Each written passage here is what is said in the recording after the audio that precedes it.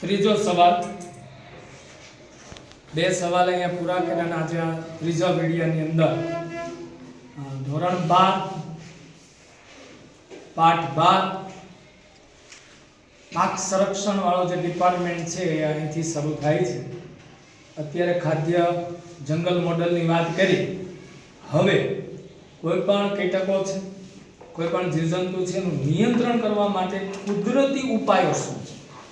કુદરતી કોઈ જંતુનાશક બીજી દવા નહીં, હે ને? આ એવી દવાઓ છે મારતી નથી, દૂર ભગાડે છે. એવી વાત આપણે આજે કરવાના છીએ. આજે આ વિડિયોની અંદર આપણે બે બાબત સમજવાના છીએ. એક છે નિમાસ્ત્ર કેવી રીતે બનાવી શકાય, એનો ઉપયોગ શું છે, અને બીજું છે અગ્નિ અસ્ત્ર.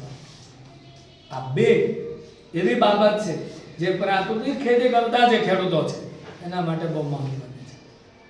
તો આપણે જોઈએ એમને પાક સંરક્ષણના જે ઉપાયો છે એમાં સૌપ્રથમ એવો પ્રશ્ન થાય કે પાક સંરક્ષણ એટલે શું? પાક સંરક્ષણ એટલે શું? પાકને રક્ષણ આપવું એવું થઈ શકે, પણ કોનાથી? ચાલો, જીવજંતુઓ અને રોગોથી પાકોને અપાતું શું છે? રક્ષણ. જીવજંતુઓ અને રોગોથી પાકોને અપાતું એક આ શું છે? રક્ષણ, એટલે પાક સંરક્ષણ. એનો અર્થ પૂછે તો આ લખી શકાય. ચાલો, કૃષિ પાકોને જીવનકાળ દરમિયાન એટલે વાવેથી માંડીને પાકે ત્યાં સુધી, ઉગવું અને કાપી નાખવું ત્યાં સુધી. સમજાય છે? વાવવાથી માંડીને પાકી જાય ત્યાં સુધી, ઉગવાથી પાકતા સુધીના સમયગાળા દરમિયાન અનેક પ્રકારના રોગોનો એના પર શું આવે? એટેક થાય, ઉપદ્રવ થાય, એના પર આવે, રોગો આવે. હવે એનું સમયસર નિયંત્રણ કરવાના ઉપાય તરીકે શેનો ઉપયોગ થાય છે? સમયસર એનું નિયંત્રણ થઈ જાય, ખબર પડી જવી જોઈએ કે હવે પછી આ પ્રકારની એટેક કે આ પ્રકારનો ઉપદ્રવ આવવાનો છે. એ પહેલા છાંટવાના કારણે કેવું થાય? તમારા ખેતરમાં એ જીવજંતુઓ રોગ આવશે જ નહીં, આવશે તો ઓછો આવશે, અને બેસશે તો ત્યાંથી એ બેસી નહીં શકે અને ભાગી જશે. એટલે એક એવી બાબત છે, એટલે સમયસર એનું નિયંત્રણ કરવા માટે પાક સંરક્ષણ ખૂબ જ ઉપયોગી છે. એમાં આપણે અ અને બ બે પ્રકારના છે. પ્રાકૃતિક જંતુ રોધકો એટલે કે જંતુનાશક. પ્રાકૃતિક એટલે કુદરતી, બરાબર? જંતુ એટલે જીવજંતુ, રોધક એટલે એને અવરોધવું. સમજાય છે કેવી રીતે એને અવરોધી શકાય? તો એમાં આપણે જોઈએ કે પાકને વિવિધ રોગના નિયંત્રણ માટે, કોઈ પણ પાક હોય એટલે વિવિધ રોગનો નિયંત્રણ કરવું હોય એના માટે પ્રાકૃતિક જંતુ રોધકો શું કરી શકાય? બનાવી શકાય. તો એનાથી શું થશે કે પ્રાકૃતિક ખેતીમાં જમીનની એક તો ફળદ્રુપતામાં શું થાય? કારણ કે દવા નહીં નાખો તો જમીન પ્રદૂષિત નહીં થાય, હે ને? અને આનાથી કઈ થાય નહીં, આ કુદરતી છે. જમીનમાં હોય તો કઈ ફરક પડશે નહીં, ઉલટાનું નુકસાનને બદલે ફાયદો છે. એટલે ફળદ્રુપતા વધશે, છોડની રોગ પ્રતિકારક શક્તિ વધશે. છોડ હશે એની રોગ પ્રતિકારક શક્તિ વધશે, એટલે રોગ આવશે તો ભાગી જશે અથવા આવશે નહીં. અને કીટકો સામે શું મળશે? રક્ષણ. બે વસ્તુ થશે. પ્રાકૃતિક ખેતીમાં જમીનની ફળદ્રુપતા વધશે, ફળદ્રુપતા વધશે તો છોડની રોગ પ્રતિકારક શક્તિ વધશે, રોગ પ્રતિકારક શક્તિ વધશે તો કીટકો સામે શું રહે? હોય ને કોક માય કાંગલું હોય, ઋતુ ફેર થાય કે નહીં, હાલો તા સાયડા ચાલુ થઈ જાય, તાવ આવી જાય, શરીર ઢીલું થઈ જાય, હે ને? વાતાવરણ ચેન્જ થાય, એની રોગ પ્રતિકારક શક્તિ કેવી હોય? નીચી. હું માનવીની વાત, હે ને? આપણે એને નામ આપે છે બધા ડોક્ટરો, વાયરલ ઇન્ફેક્શન. ખબર છે ને કે આવતું ઉડતું કોક શીખ ખાય ને આપણા શરીરમાં આવી જાય તો આપણી રોગ પ્રતિકારક શક્તિ સારી હશે તો આપણને કોઈ વાંધો આવશે, પણ જો નબળી હશે તો આપણને પણ શરદી ઉધરસ છે એ પણ શરૂ થઈ જશે. તો એવી રીતે છોડનું પણ હોય તો એવા કીટકો સામે એમને શું મળી જાય? રક્ષણ. આવા કીટકોનું નિયંત્રણ કરવા માટે નીચે મુજબના કેટલાક એ ઉપાયો આપણે અહીંયા જોવાના છીએ. એમાંનું એક છે આજે નિમાસ્ત્ર, પછી આવશે અગ્નિઅસ્ત્ર આજના આ ટોપિકની અંદર.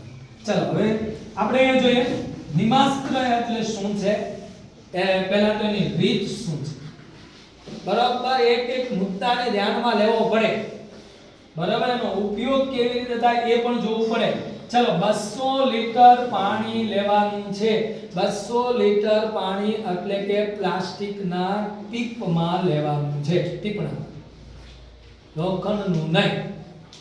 રેડી 200 લીટર પાણી એટલે 200 લીટરનું ટીપણું હોય. એક ટીપણું હોય ને હાલો એ 200 લીટરનું હોય. એમાં 10 લીટર ગૌમૂત્ર નાખવાનું. કેટલા લીટર? 10 લીટર ગૌમૂત્ર નાખશું. 2 કિલો ગાયનું તાજું છાણ. તાજું છાણ એટલે એ જ દિવસનું હોય તો ઉત્તમ. ન મળતું હોય તો એના પછીના જે દિવસ છે, ગયેલા દિવસ છે કે નહીં, ગયા દિવસે હાલો તો એમનું લઈ શકાય. વધુમાં વધુ આપણે તાજું છાણ 3 દિવસ સુધીનું પ્રાકૃતિક ખેતીમાં છાણ છે એ ચાલે છે. પણ જો તાજું મળે આજને આજનું હાલો તો એના બેનિફિટ સાજા હોઈ શકે, બધું હોઈ શકે. 10 કિલોગ્રામ જો તો અહીંયા 2 કિલો 200 લીટર 2 છે લીટરમાં છે. 10 લીટર ગૌમૂત્ર, 2 કિલો ગાયનું તાજું છાણ, 10 કિલોગ્રામ કડવા લીમડાની ઉમળી ડાળીઓ લેવાની છે. કડવા લીમડો તો જોયો બધાએ, કે જ્યાં કુણી ડાળીઓ હોય એ લેવાની છે. એ જો ન મળે અથવા બનાવવામાં 20 થી 30 કિલોગ્રામ લીંબોળીનો ખોળ માર્કેટમાં વેચાશ ગણ્યું ઘડી ઘડી હે ને. પણ આના કરતા આ હારું છે. કડવા લીમડા એટલે બેસ્ટ. સમજાય છે કે નહીં? અને હું તો શક્ય હોય તો તમે એવું કરી શકો, જ્યારે લીંબોળી આવે, જ્યારે લીમડામાં લીંબોળી આવે ત્યારે લઈ લો. સમજાય છે? કાચી લીંબોળી એને શું કરી દેવાનું? મિશ્રણ કરી દેવાનું, ખાંડી નાખવાનું અને એક મિશ્રણ તૈયાર કરીને મૂકી દો. હે ક્યાં મૂકવાનું બધું આવશે. હવે તડકો કે ગરમીની અસર ન થાય હાલો એવી રીતે એને સાયડામાં રાખવાનું છે. અને દિવસમાં 2 વાર ઘડિયાળ છે કે નહીં એના કાંટા ડાળી. સમજાય છે કે ઘડિયાળનો કાંટો આમ રેડી. આ રીતે 2 દિવસ 200 લીટર પાણીમાં નાખી દીધું આપણે. હવે આ બધું નાખી દીધું એમ કહું છું. ઘડિયાળના કાંટાની દિશામાં એમને હલાવવાનું છે. આ બાજુ જોજો 48 કલાકમાં એ તૈયાર થશે. કપડાથી ગાળી લેવાનું છે. 2 વાળું 3 વાળું કરી નાખવાનું કપડું હાલો. સમજાય? આછું કપડું હોય ને લેવાનું, 2 3 વાળું 4 વાળું કરી અને એક વાસણમાં એમને કપડાથી ગાળી અને શું કરી લેવાનો છે? સંગ્રહ કરી. કોઈ પણ પ્લાસ્ટિકનું 5 લીટરનું 10 લીટરનું એવું કોઈ હોય કેન હોય એમાં તમે લખી શકો, નાખી શકો અને સંગ્રહ કરી શકો. આ બધું 6 મહિના સુધી બનાવ્યો હોય એનાથી 6 મહિના સુધી એનો શું કરી શકાય? વપરાશ. શું કરી શકાય? 6 મહિના જ્યારથી બનાવ્યો ત્યારથી 6 મહિના સુધી એનો વપરાશ કરી શકાય. સૂર્યપ્રકાશ અને વરસાદથી એને દૂર રાખવાનું રહેશે. સૂર્યપ્રકાશમાં સીધો સૂર્યપ્રકાશ પડે એટલે એને સાઈડે રાખવાનું છે. અને વરસાદનું પાણી અંદર ના જાય એ પણ ખાસ જોવાનું છે. ઘણીવાર આ વરસાદનું પાણી આવે તો અંદર ઈયળું પડી જાય એવું પણ થાય છે. મારે એકવાર થયું હતું એવું. સમજાય છે ને? અને મેં તો વળી બને બધું 500 લીટર વિચારો, 500 લીટર જવા દેવું. પછી ખ્યાલ આવ્યો આપણને કે આને તડકે નહીં અને વરસાદનું પાણી અડવું જોઈએ, જવું જોઈએ. બરાબર. ઉપયોગ કેવી રીતે થાય? ઉપયોગ કેવી રીતે કરે? પાણીમાં ભેળવ્યા વિનાનું 200 લીટર નિમાસ્ત્ર 1 એકર એટલે હવા 2 વીઘામાં આપણે છાંટવાનું છે. 200 લીટર છે હવા વીઘામાં. તમારે નક્કી કરી લેવાનું કેટલા પંપ થાય છે. સમજાય છે? કેટલા પંપ થાય છે એ રીતે. હવે કેટલા થાય? એક પંપમાં 15 લીટર. હા 15 સત્તા 105 રાઈટ છે ને? હા તો કેટલા પંપ થાય? 14 પંપ, 15 પંપ, 14 પંપ જેવું થાય. કેટલા પંપ થાય? 14 પંપ થી 15 પંપ જેવું થાય. 1 એકરમાં તમારા 14-15 પંપ છે. આખે આખા પંપ 15 લીટરના ભરી લેવાના છે આમાંથી. સમજાય છે? સીધું ડોલથી ભરી જ લેવાનું, અંદર ગાળી નાખવાનું અને લઈ લેવાનું. કેટલું? 200 લીટરની માત્ર 1 એકરમાં છંટકાવ કરવાનો છે. શેનું આનાથી નિયંત્રણ શેનું થાય? આ છાંટો તમે તો કઈ કઈ વસ્તુનું નિયંત્રણ?